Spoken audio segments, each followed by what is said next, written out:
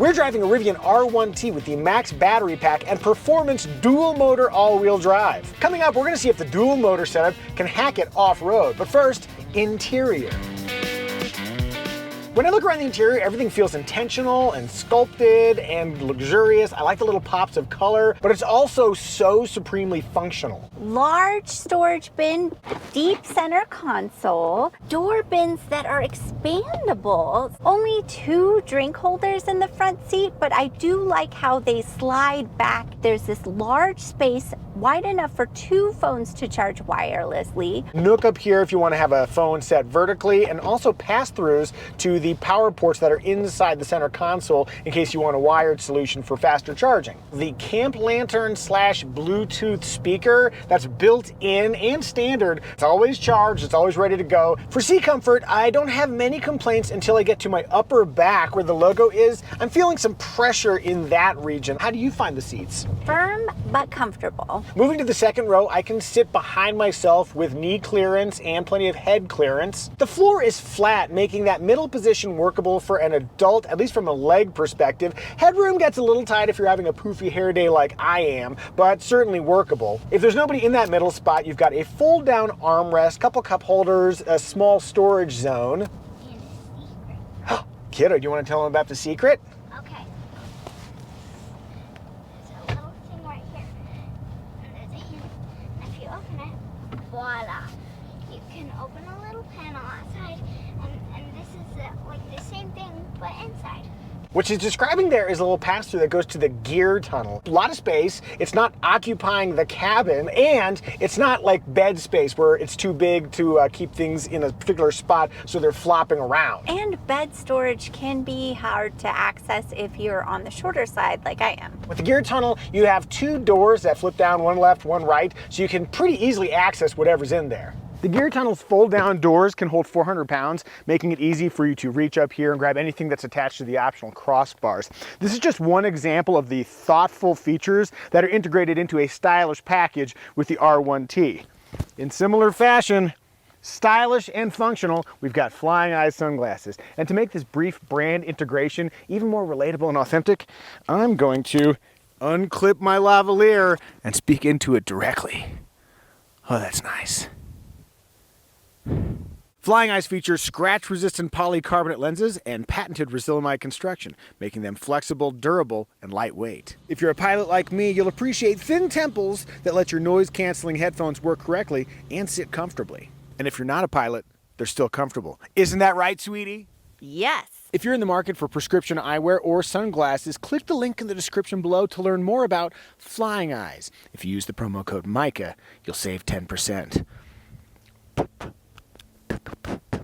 Now, when I was on the launch for the R1T, every single meal that the journalists ate was cooked at the built-in kitchen that they used to sell but no longer do, that fit into that gear tunnel. I think they're going to bring the kitchen back at some point. Also, when I was on the launch for the R1T, they had a motorized tonneau cover that would automatically kind of like motor back, and they've put that on pause as well, but you can get a manual version. Those panels are pretty easily removable, and then you just stack them into this carrier, and it has little dividers so they're not rattling against each other. So right now we've got the tonneau cover stored in the gear tunnel. That is a pretty natural lead into the bed. There's a power release on the bed side. Underneath the bed, there's either an area to store a spare tire, or you can use that as supplemental storage, and it's like drainable, so you could like fill it up with ice and beverages. I would rather have a spare tire. Rivian also has these little spots where you can mount crossbars over the bed. So if you're the kind of person who wants a rooftop tent, but you don't want it on the roof, you can mount it back there. They do also have those same mounts on the roof. Up front, there's also a frunk, which is 11 cubic feet. One downside to the frunk in the Rivian R1T is that you have to lift up and over to put items in there, as opposed to, let's say, the Ford Lightning, which we reviewed, and the entire grill comes up. So if you want to put stuff in there, it's far easier in the Lightning than in the R1T. And also the R1T lacks the power ports we found in the Lightning. No power points up front, but there are 2 in back. Also in the bed, really interesting feature, and it's standard, an air compressor. Kiddo, how do you find climbing in and out of the Rivian R1T? I find it easy, but it isn't that low. I think it's probably because the door opens very, very wide. Yeah, we do have an air suspension that makes the vehicle go up and down, and the entry height isn't terrible. terrible, but even I noticed that like when you try and get aboard, a little bit of a challenge. When it's in its highest position especially, I do wish there was some sort of grab handle here, although I was able to grab onto this. Now what about getting the booster seat installed? No covers on the latch points, easy to install. As for safety, the NHTSA has not rated the Rivian R1T, but it is a top safety pick plus from the IIHS. As far as active safety features, we've got a full suite included standard and 8 airbags. Family, what do we think? Is the R1T family friendly? Family friendly. Family friendly. Yeah, quite family friendly. Rear window test. Hey, all the way down. Bam! Armrest test. Driving in a comfortable 8 and 4, I have easy access to both the inboard and outboard armrest. There's a little bit of a hard edge here, but where my arm lands, it's pretty comfortable. I'm gonna go 70% inboard, 85% outboard. Hey, would you like to see more videos like this where we review cars as a family plus the occasional helicopter adventure? If you would, you're welcome to subscribe. And if you really like what we're doing and you want early access to our videos, feel free to join our channel. Onward to style. Oval headlights and light bar up front give it an anthropomorphic quality, which I really like. This feels like a friendly truck. It's interesting how they've created a vehicle that to me does look capable, but doesn't look like punchy in the capable, which is a very standard lever to pull if you're making a big truck. I'm here and I'm in your face and look how trucky I am. The other thing that impresses me about the R1T is that it's been on the market for several years now. Some designs look cool for about this long and then they wear out quickly. Others have long tail. I think this is a long tail design. I found that using the charge port's touch sensor, even if you know kind of where it is, it's still pretty hard to find. One note about color, the only free color is silver. The one we have here, Rivian Blue, $2,500. Sweetie, can I ask, what is your favorite color of Rivian? The yellow one. You can no longer get a yellow Rivian R1T. I am wearing my yellow hoodie in honor of the departed yellow color. We really like the look of the Rivian R1T, but how do you feel? Do you like it? Do you dislike it? Tell us in the comments. Onward to In Motion. When the R1T launched, it launched with quad motor all-wheel drive. That means there's an electric motor for each of the individual wheels. This is a newer version. This is dual motor all-wheel drive. One motor front, one motor back. You might be thinking, it's like half as many motors. I bet dual motor all-wheel drive is much slower. Go. Whee! Does that feel needlessly slow to you? No. Half the motors, still quick. One interesting choice, there's no coast function. It's odd because I've always heard that coasting is more efficient. If I had my wish, there would be a third option here that gave us a coast option. Conversely, because it does none of the regenerative braking function, that's all through the accelerator, the brake pedal only operates the brakes, which means it has a completely natural feel. Oh, that's nice. One reason to possibly get the quad motor version is that they add a few cool off-road modes. There's a rock crawl mode, there's a rally mode, as you might imagine that appeals to me, and then there's a drift mode. I'm not sure how often I would use drift mode in our real life, but I would be very tempted to get the quad motor version just to have that. Ride quality is really interesting. On generally smooth roads, it's generally fine, but we've got choppy pavement that's damaged from winter wear. A lot of those impacts come through to the occupants. And this is the ride feel soft. Now, one very cool aspect of the R1T is that it turns a lot more like a performance-oriented car than a off-road lifestyle pickup truck. Got its mass placed nice and low because that's where the battery is. Because of its suspension design, corners weirdly flat. You have a balanced steering ratio. I mean, I suppose I could put it in sport mode and see if I feel an emotion coming through this right-hand corner up here. Coming through a zippy corner. Whee! Kind of fun. I have another comment about the seats. I wish there were more lateral support. Sweetie, I have a solution. How about you get over here? Evie's at the wheel. Tell me how you feel about the accelerator. Whee!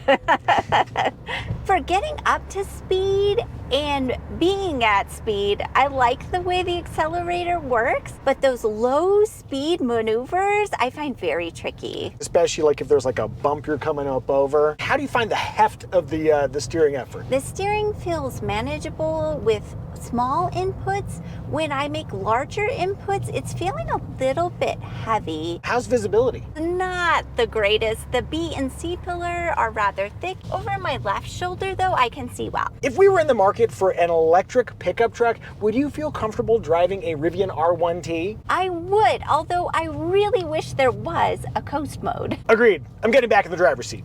That's what Evie thinks, but the real question, how does the dual motor Rivian R1T fare off-road?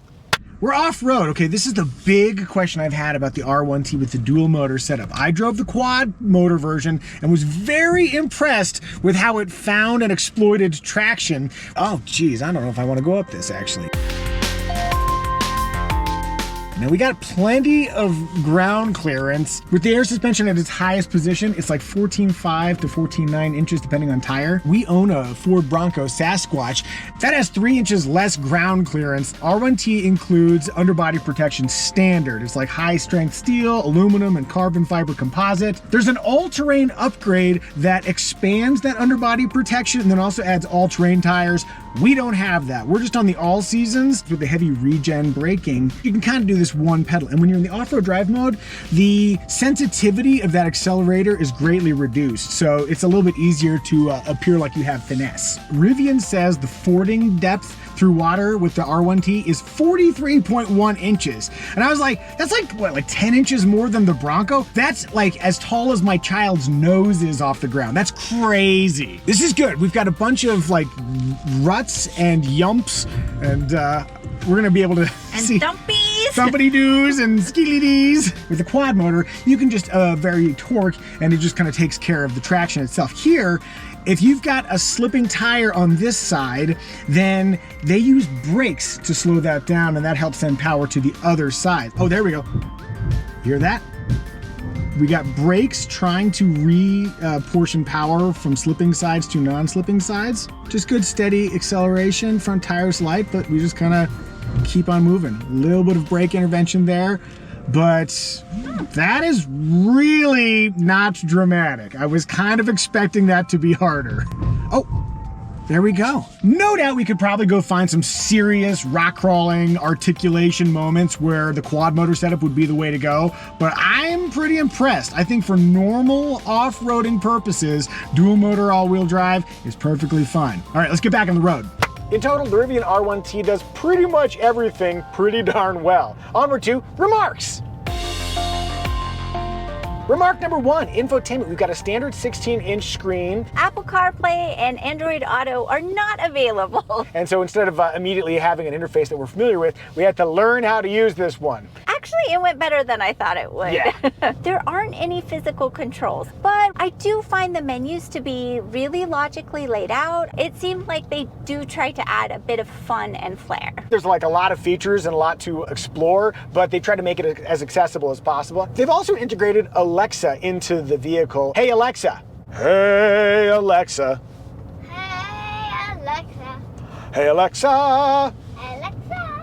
Park to set up Alexa. Nah, we didn't set it up. But if I wanted to change my temperature to 66 degrees, I could ask Alexa to do that. While we're talking about screens, I like the 360-degree camera system. The rear-placed camera is pretty low. We noticed when driving around in the snow, it picked up a fair bit of debris, so you might need to go back there and clean that as part of your pre-flight. There is a pet comfort mode. There's also a camp mode, which gives you a lot of control over how much power is available and what the lights are doing. And it'll use the air suspension to auto-level the vehicle. So let's say you want to sleep in a tent that's on the vehicle, it can level it right out. I like there's the optional flashlight built into the driver's door. The key has a cool carabiner shape, but I found that the phone as key functionality has worked perfectly. The vehicle automatically unlocks, and when I leave, it locks right up. Only thing I've noticed is that my battery has indeed worn down much quicker than if I didn't have that active. Rivian also offers Driver Plus, which is their driver assist suite. 11 cameras, 12 ultrasonic sensors, and 5 radar units. Double tap on the drive selector here, and then it'll activate. And I had a hard time finding roads on which it would actually activate. I bet you could tune this to take control more frequently, but maybe they've made a decision to be a little bit more conservative because they don't want people thinking that their cars can drive themselves. And now it's our daughter's time to shine. Kiddo, can you share what is your favorite feature of the Rivian R1T? It's gear guard Gary. He pops up on the little screen up front.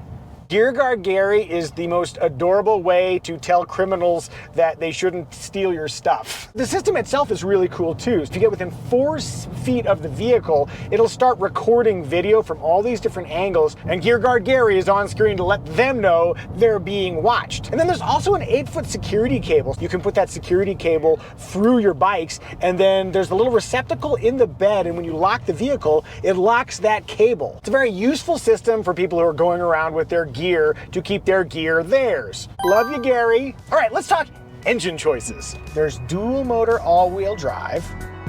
There's performance dual motor all-wheel drive, and then quad motor all-wheel drive. For battery choices, there's a standard battery that only comes on the base dual motor version. There's a large battery, then they've got a max battery pack. Note, the quad motor all-wheel drive only comes with the large battery pack at the moment. Regardless of powertrain, the max tow rating for the R1T is 11,000 pounds. Naturally, right after we made our video, Rivian updated their battery lineup. There is now a standard plus option. For DC quick charging, the R1T peaks at about 220 kilowatts, about 40-45 minutes, going from 10 to 80% charge. During our time with the R1T, we got pretty terrible efficiency, 1.51 miles per kilowatt hour. Though to be fair to the R1T, our drive home involves 6,000 feet of elevation gain, plus a lot of full throttle acceleration while driving on camera. This is the longest range version of the R1T. It's really made charging the vehicle less of a priority. That said, when I picked up the vehicle, it had an indicated 400 miles of range. I drove it 58 miles from my work back to the base of the mountain where we live. Theoretically, I should have had 342 miles of range left, but I only had 315, which to me tells me that real world range, while hard to say, is a good concept to consider because it may be different than that EPA range. Oh, and before you ask, that 58 miles was at an average of 60 miles per hour. Some of that was speedy LA driving, and some of that was much slower LA driving. It's also worth noting that Rivian is adopting the Tesla North American Charging Standard port starting in 2025. Rivian access to Tesla's supercharging network begins in the spring of 2024. Sweetie. Yes? Will you share our trim recommendation? Sure will. Our trim recommendation is which trim will give you the essential features you would regret not getting in your Rivian R1T at the lowest possible price. That was a dramatic pause there. Rivian ditched the base Explorer package, so now the only version you can get is the Adventure package. It includes heated and ventilated front seats, a heated steering wheel, a panoramic roof, though there is no sunshade, a very nice 18-speaker audio system, and that air compressor. It's everything you need and then some. The base dual motor all-wheel drive setup is plenty powerful, though we'd probably spend an extra $6,000 to get the large battery pack that ups range from 270 to 352 miles. Total price, $79,000 plus a spicy $1,800 destination fee. If you get an R1T with the large or max battery pack, it's eligible for $3,750 worth of EV federal tax incentives. As for competitors, the Ford F-150 Lightning, which we liked, it also has a cheaper base price, but arguably less cool. And then there's the Tesla Cybertruck. Who knows when or if we'll ever get to drive one. Did we miss any remarks? If so, tell us in the comments section. Synopsis! The Rivian R1T, it is friendly, it is thoughtful, it is adventurous. To us, it is the Snuffleupagus of electric pickup trucks. Where are my Sesame Street fans at? Family, I think we've done a good job reviewing the Rivian R1T. May I have a 5 and a 5? And you, come get your high five. Bam!